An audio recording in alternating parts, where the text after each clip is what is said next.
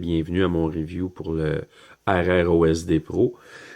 Aujourd'hui, on va regarder les fonctionnalités du Powerboard ainsi que la fonctionnalité pour le Lap Timer.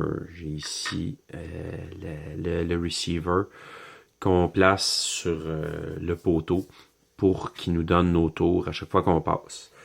Donc, on va commencer avec la configuration. Donc, si je regarde sur la ROSD Pro, on voit qu'il y a un VTX avec un voltage 12 volts Aura, ainsi que pour la caméra en 12 volts ou en 5 volts, c'est un petit jumper qu'on soude, soit en 12 volts ou en RAW pour le VTX, soit en 12 volts ou en 5 volts pour la caméra. Tout dépendamment de la caméra que vous allez utiliser. Si vous avez une caméra Fat Shark, vous en allez en 5 volts. Mais aujourd'hui, la plupart des caméras et des VTX prennent jusqu'à 6S en batterie, mais c'est toujours le fun d'avoir un courant régularisé dedans. À 12 volts, c'est plus stable. C'est moins sujet au voltage spike. Là, j'ai un connecteur qui est à l'envers de... Dans le fond, c'est un femelle. D'habitude, c'est un mâle, mais c'est pour le brancher sur mon chargeur à batterie qui fait aussi office de power supply. Donc, on voit ici en haut, on a les pads pour les ESC. On a un plus, un moins. Si je le tourne à l'envers, on a la même chose. Donc, on peut plugger soit au-dessus, soit en dessous.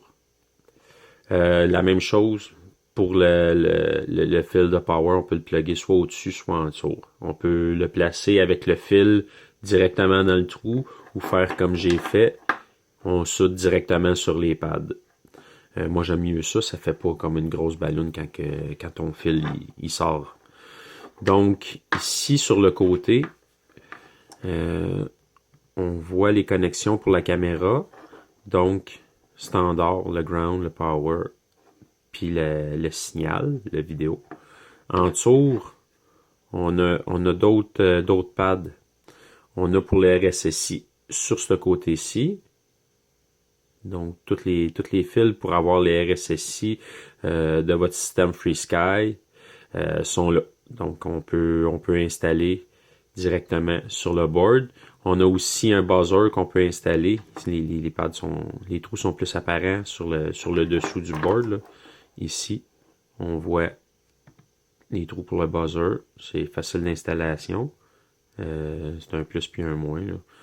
Puis après ça, il est configurable dans CleanFlight. Non, il n'est pas configurable dans CleanFlight. Lui, il va vous donner une alarme de voltage qui est setable directement avec le bouton. Il y a un bouton ici pour la configuration. Il est où ce bouton-là? Il est ici. Donc ici, on a un bouton pour la configuration. On peut setter le voltage qu'on veut pour l'alarme. Pas besoin de le faire dans CleanFlight. De l'autre côté, je vous ai montré les pads ici pour le RSSI. De l'autre côté, c'est les connexions pour le lap timer puis pour la programmation du Red Router Red Router OSD. D'office, on n'a pas besoin de les brancher. Si jamais ils sortent un update, là on peut brancher un FTDI adapter puis aller updater l'OSD avec ça. Mais de base, si les fonctionnalités vous plaisent comme ça, s'ils rajoutent rien de gros, on n'a pas besoin d'aller changer le firmware dedans. C'est ce qui est le fun avec celui-là, comparativement à un minimum OSD qui a maintes et maintes manipulations. Quand on est habitué de les faire, il n'y a rien là, mais ça prend l'équipement pour. Là, on va passer au système de lap timer. Puis je vais vous montrer aussi dans l'écran ce que ça donne pour la vidéo. Donc on est rendu à la partie où je vais vous parler du lap timer. Le lap timer, on va commencer avec cette partie-là. Le lap timer, vous le branchez sur votre poteau de votre gate de début de course. Il y a celui-là ici. Puis avec ça, il y a des extensions qu'on peut brancher avec des fils de cerveau. On les branche tout le tour de la gate, mais les LED sont quand même très forts. Sur Internet, ils disent qu'ils ont une portée d'à peu près 40 mètres. Donc, c'est beaucoup, beaucoup de portée. Même en dedans, ici, il faut que je cache celui-là ici, parce que sans ça, il compte les laps sans arrêt. Mais c'est pas grave, ça va vous donner la fonctionnalité ça va vous montrer la fonctionnalité de la chose. Donc, sur l'OSD, on a ce petit bidule-là ici, qui est notre diode pour compter nos tours. On le branche ici. On voit qu'il est écrit signal plus et moins. Donc le signal, c'est le blanc. Donc on vient brancher comme ça ici. Là, on serait prêt à utiliser notre lap timer.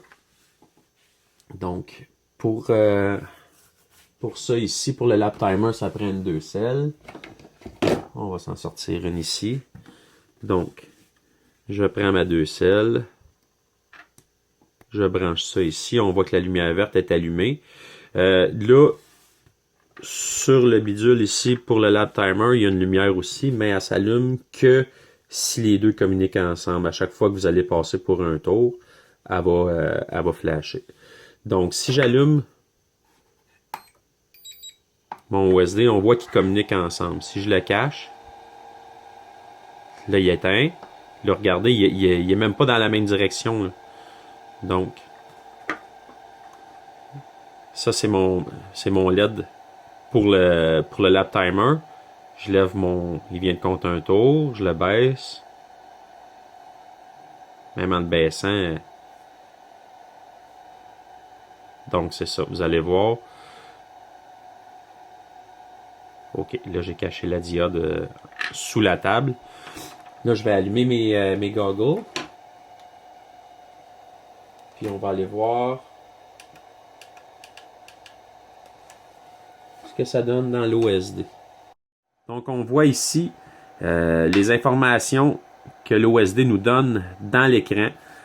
On a le nombre de tours, le voltage de la batterie, le tour le plus rapide.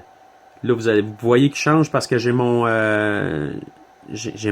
counter qui est sur la table à la même place que l'OSD dans le fond. Fait que lui, il voit toujours la lumière qui donne le signal qui vient de finir un tour. Donc, c'est ça. On a aussi le nombre d'ampères que vous utilisez. Là, sont pas à on, puis les milliampères heure non plus parce que je suis sur un power supply. Donc, ça compte pas quand on est sur un power supply. On a aussi le RSSI dans le coin à droite en haut.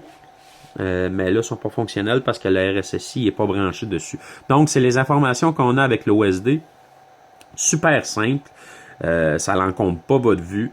Puis c'est un produit qui est très solide. Donc, comparativement aux Minim OSD qui sont très, très, très fragiles, ça fait plusieurs que j'installe puis qui fonctionnent pas longtemps suite à un crash. Donc, le Minim OSD, c'est vraiment pas le meilleur OSD sur le marché.